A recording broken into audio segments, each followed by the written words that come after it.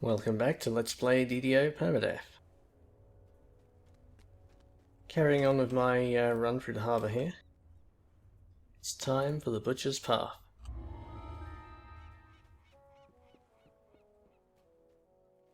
This is, hey, the airships look really good now that I upgraded my graphics card not too long ago. The airships look a whole lot better with the graphics settings turned up now. They keep catching my eye when I see one go overhead. So I'm doing the Butcher's Path here, partly because it's another quest with a lot of XP. Helps get me towards level 4. On the infamous Butcher's Path, a gauntlet that has inspired many grim tavern tales.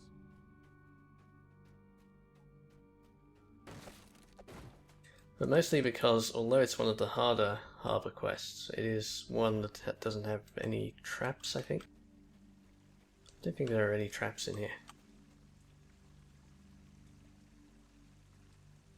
So it's one you can do at a lower level with relatively little risk.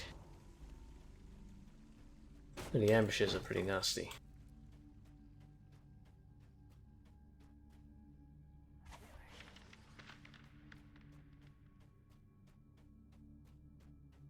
As you approach the dead end, you hear softly padded feet skitter behind you.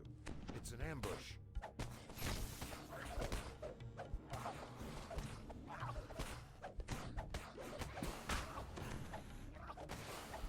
Good, web doing its job in here.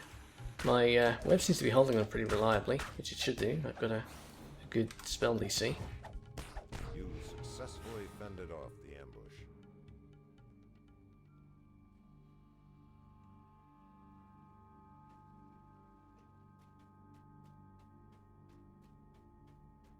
And that fight's a good example of why, if you know the game really well, you should be playing it on hard or elite. If you don't, you shouldn't be. I knew exactly where to drop the web to minimize that ambush. That's why I never play quests for the first time on elite. You forget when you play the game a lot like I do that you're playing with a big advantage from experience of playing the quests. Okay, couple of shaman here. This is a tricky one. I think I'll go for maximum melee damage here.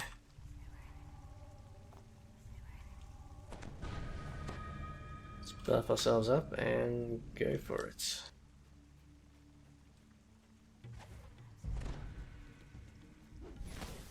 Didn't manage to hypnotize the other shaman.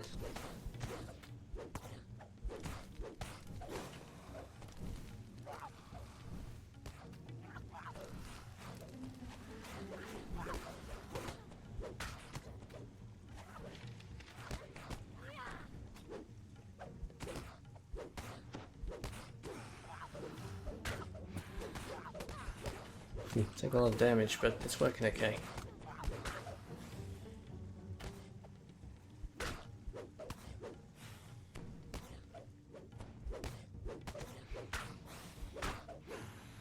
The two shaman on opposite sides of the passage here make this fight a particularly tricky one, I think. That said, I took a lot of damage. I should have bought more healing potions between quests. I would have taken a lot less if the shaman had been hit by the hypnotism, but he made his save. Alright, we get to play this one a bit slower because we can pull them one at a time. Or closer to one at a time.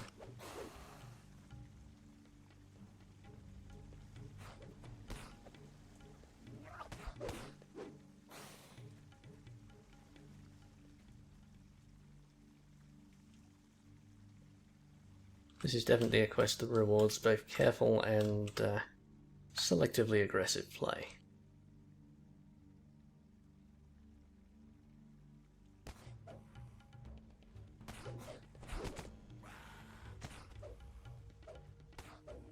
I'm trying to get my skeleton out in front as much as I can here.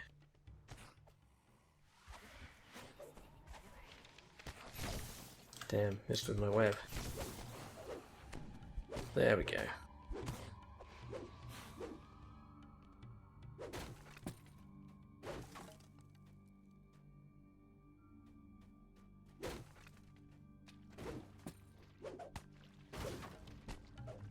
Oops, ooze.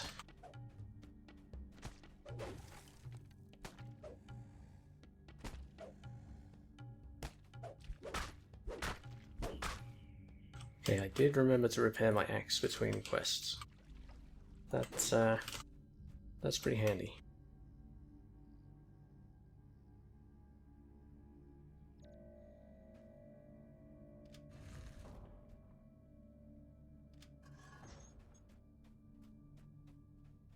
Okay, no ogre here. This guy seems very rare these days. I thought he used to show up at like a third or a half of the time. But it's very, seems like a long time since I've seen this ogre in here.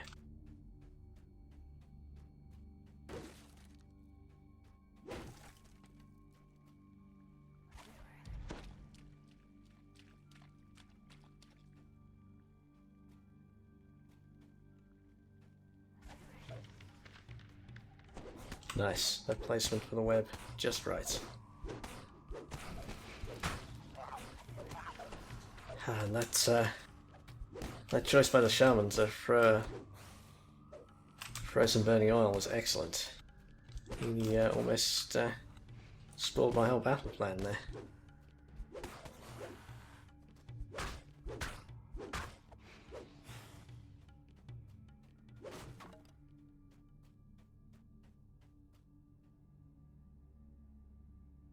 So this is why playing Wizard is so fun. You go into each fight with a plan, and sometimes it works and sometimes it doesn't work. But you don't necessarily have the melee power or the skills during the fight to pull yourself out of it if the plan goes wrong. Sometimes it will just go wrong and you're in trouble.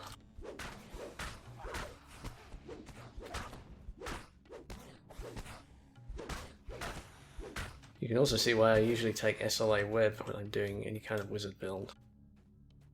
Almost always get the Archmage SLA for Conjuration, the Web SLA. I didn't take it this time because I went for Enchantment instead, which I haven't done before.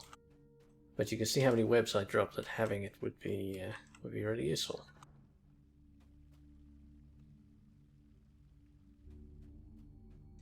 Alright, here it's going to get interesting.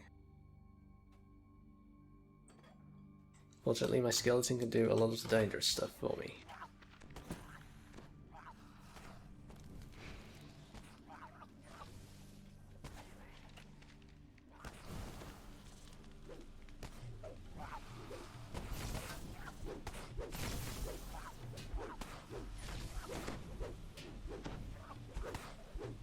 If he lives, he's almost dead.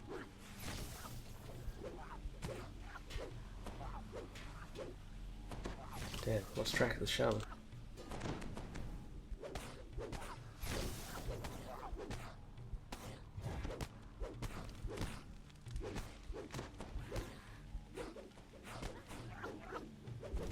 Oh, my skeleton is dead.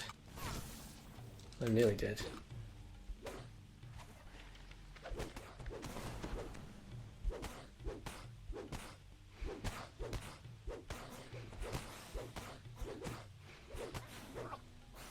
Alright, that got a bit exciting. I was too busy to talk for much of that. Yeah, maybe I should have set the skeleton to not be aggressive there, so he would open the door and run back. That's what I would have got a human player to do in that situation.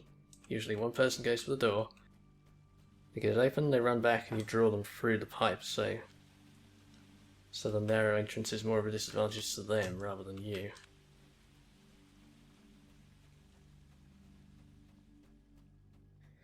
Okay, so what are we doing here?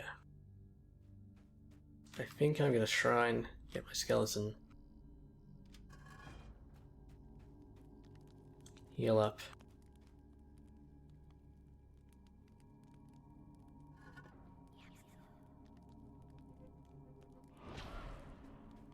Okay, it has to be after a rest. Alright. That's one of the worst fights in here, but it's not the worst, so there could be more excitement to come.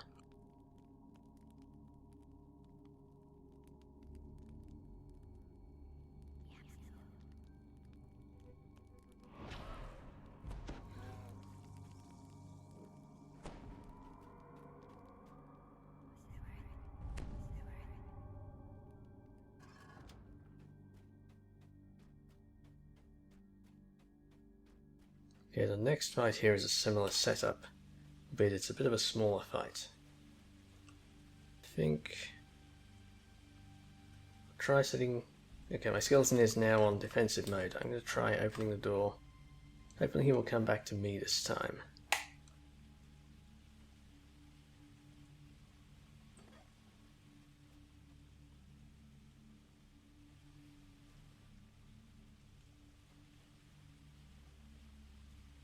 Okay, I have never seen that happen.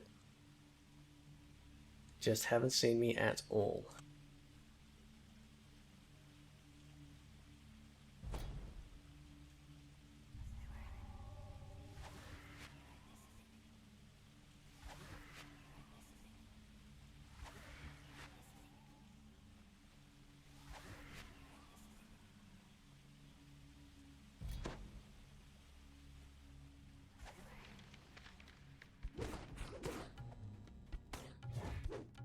Nice trip.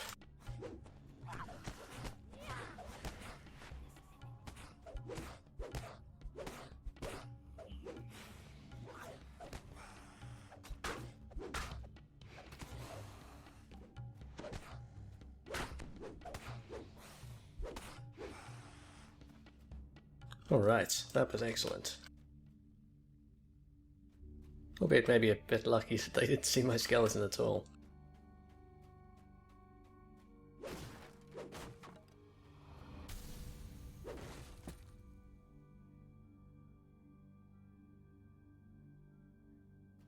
Countless kobolds scratch and scurry somewhere very close by. Okay, they're already active. That isn't really a problem here. Just get a web down early and pull them through it.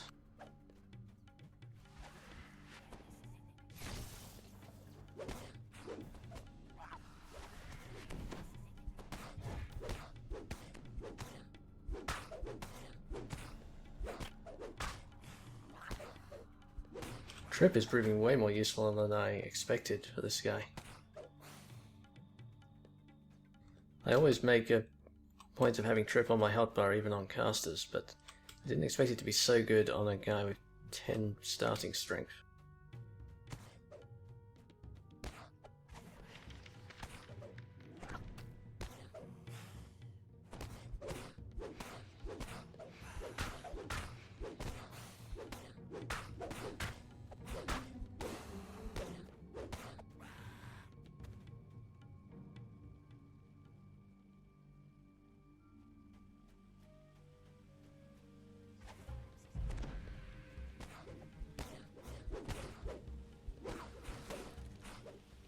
Wonder if these underwater pipes might lead to further silver.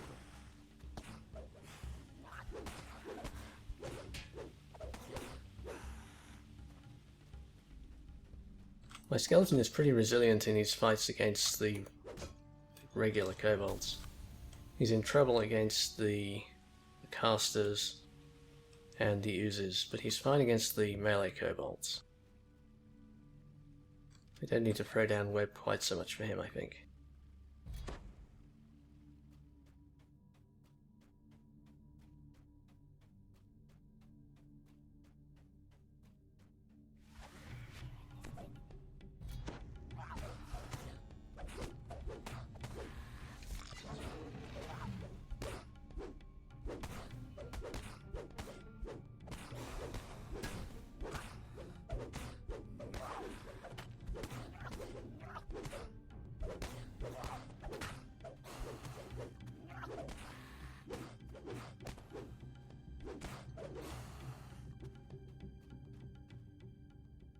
One thing that I always really like in video games is these kind of situations where there are lots of enemies on the screen. I think it gives a lot of opportunities for maneuvering around and positioning your character.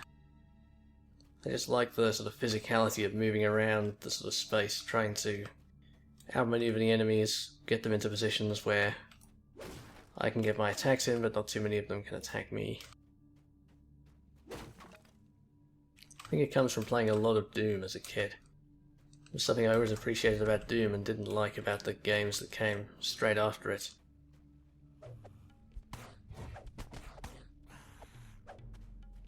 because Doom was sprite-based, you could have a lot of enemies on the screen at the same time, and then when they went to full 3D games, you couldn't really do the same thing for a while until the technology caught up.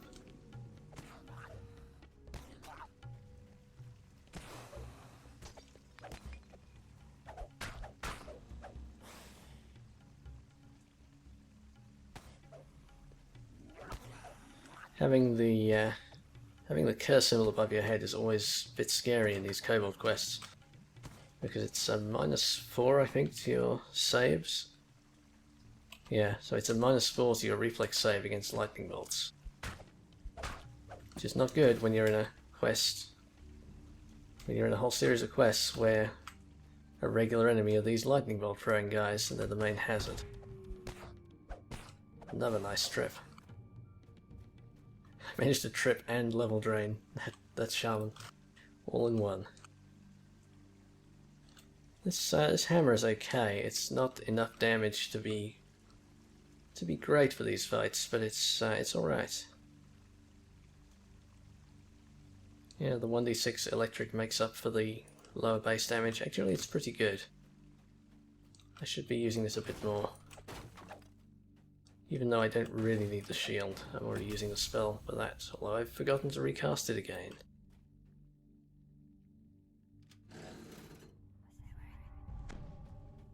Let's deal with this guy. If I can get the door open. The stench is worse. Can, in this okay. room. Down the hallway, you see a powerful-looking troglodyte. This guy, it doesn't matter if I have curse, because he doesn't do any spell damage. You have slain the troglodyte champion.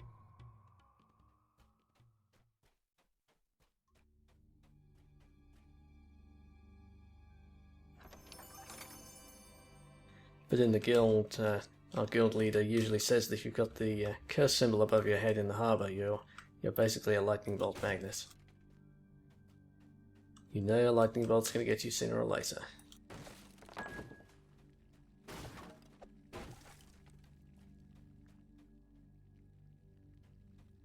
Maybe lightning rod would be the better metaphor there. Oh, maybe I didn't want to activate the users just yet. Oh well, I guess we've done it now.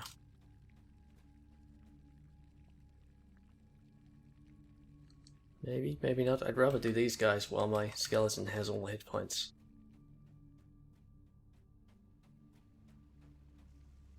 Okay, how are we set for this? I nearly died in this ambush on my main character at the moment, just a couple of weeks ago.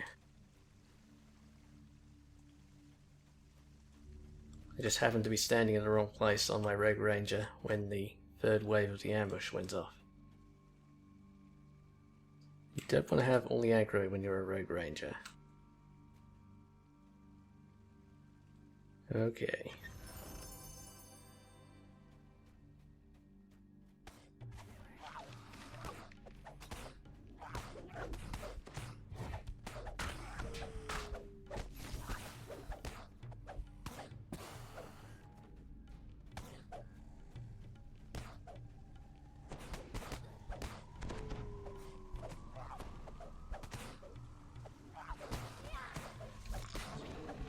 I wonder when you level drain the shaman, does it change the spells they can cast? I guess it probably doesn't, but I'm not sure.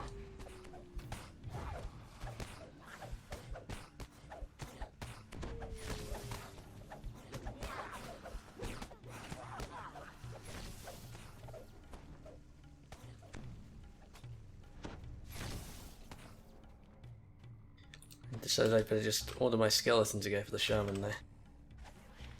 What are those kobolds doing? They got confused there. Is it the third wave of ambush? It's not good we haven't killed this wave.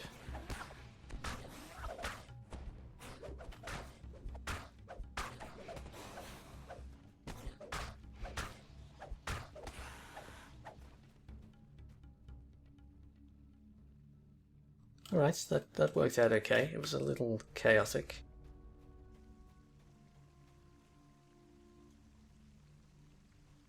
The trick with having the skeleton for these type of fights is being able to give it directions in the middle of the fight. So I tend to hover my mouse pointer over his hotbar and switch out of mouse look mode to give him instructions. I do have key bindings set up for the skeleton stuff, but I never remember what they are. It's one too many row of key bindings to remember.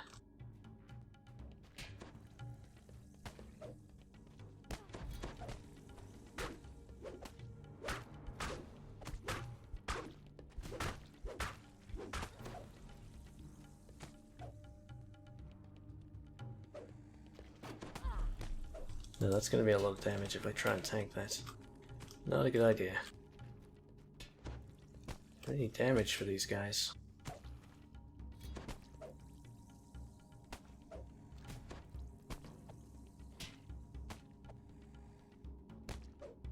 Just find a crap weapon.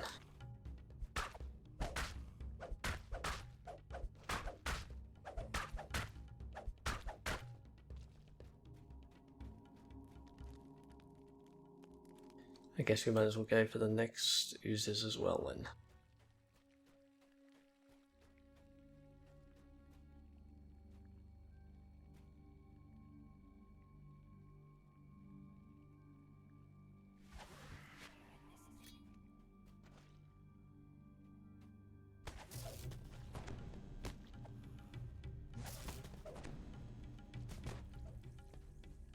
Yeah, about that plan. Can I change my mind on that plan?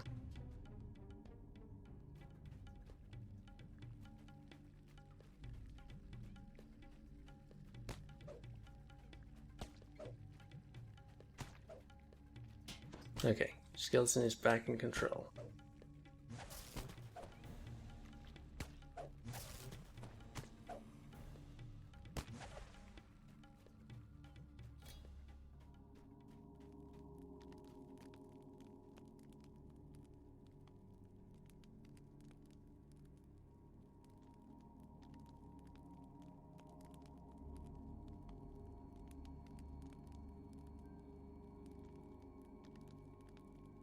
Alright, we're doing okay, and I'm through the most dangerous parts, I think.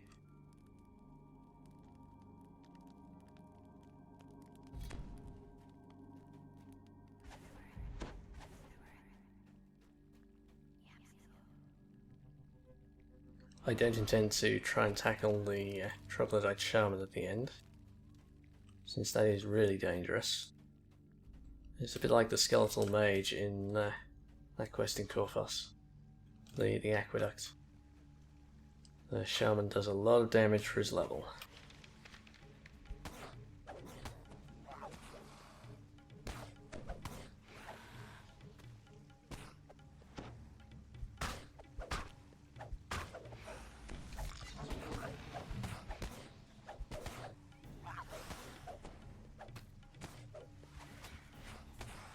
Oh, nice.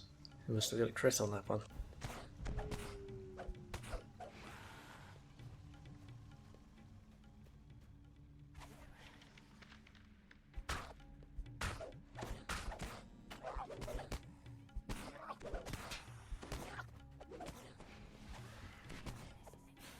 Oh, I'm kind of stuck in this pipe. Let's get them coming to us.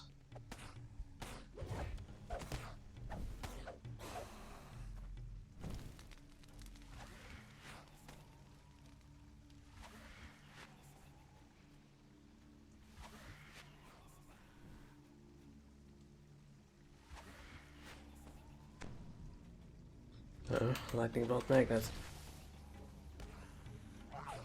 That's a bit close.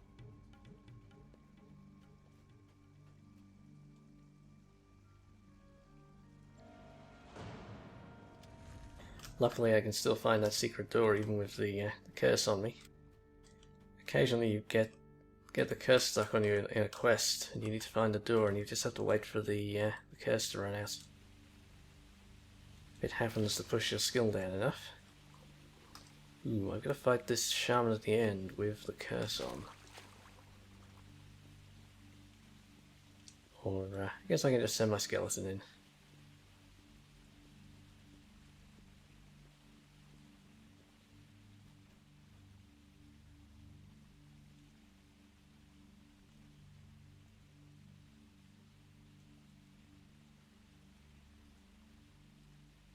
Okay, I've got my shield on. Yeah, let's just go for it.